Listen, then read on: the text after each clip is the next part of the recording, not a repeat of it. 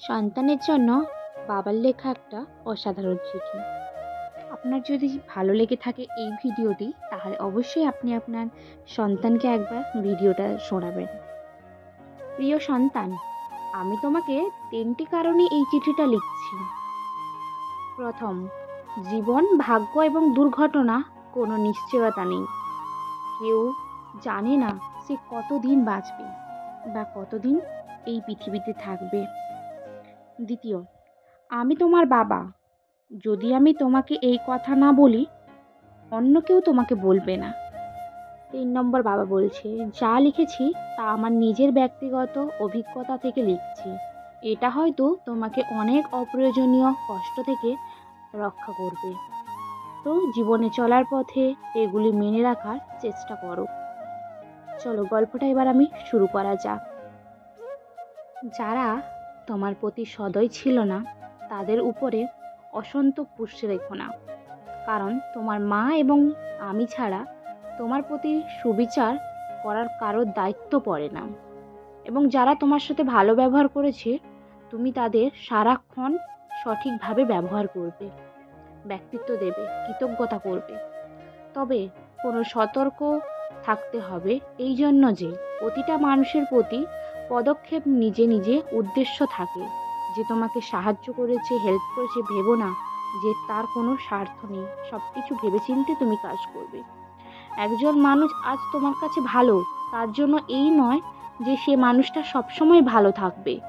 কাজের খুব দ্রুত বন্ধু হয়ে যায় প্রকৃত মানুষ।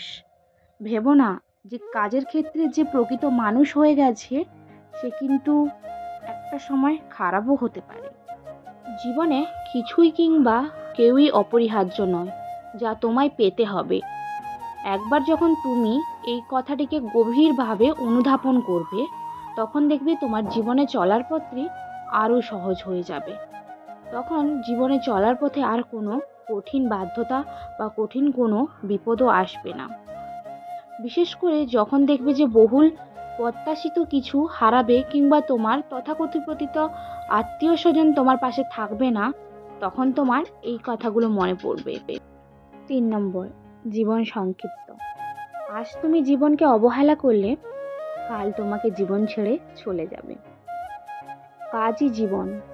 তুমি তাকে যত তাড়াতাড়ি মূল্যায়ন করতে শিখবে, ততই বেশি উপভোগ করতে থাকবে।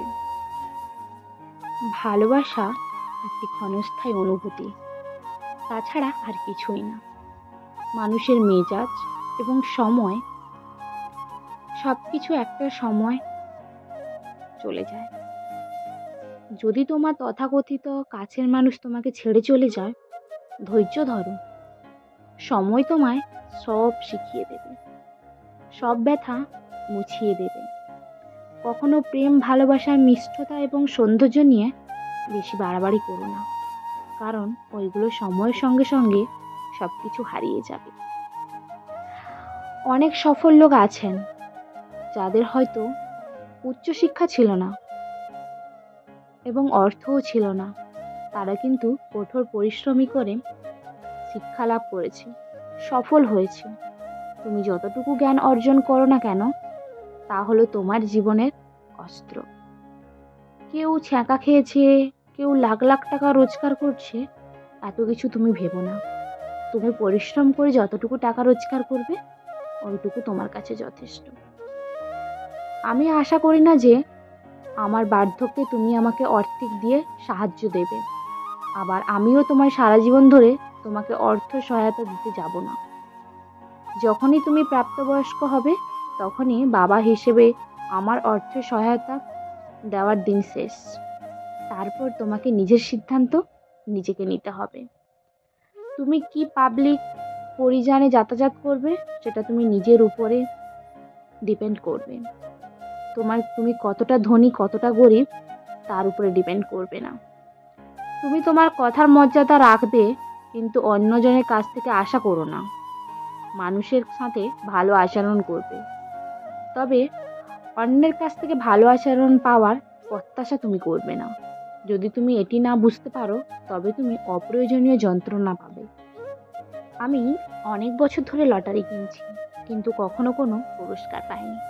তার মানে হলো এই যে, যদি তুমি সমৃদ্ধি চাও তবে কঠোর পরিশ্রম করতে হবে।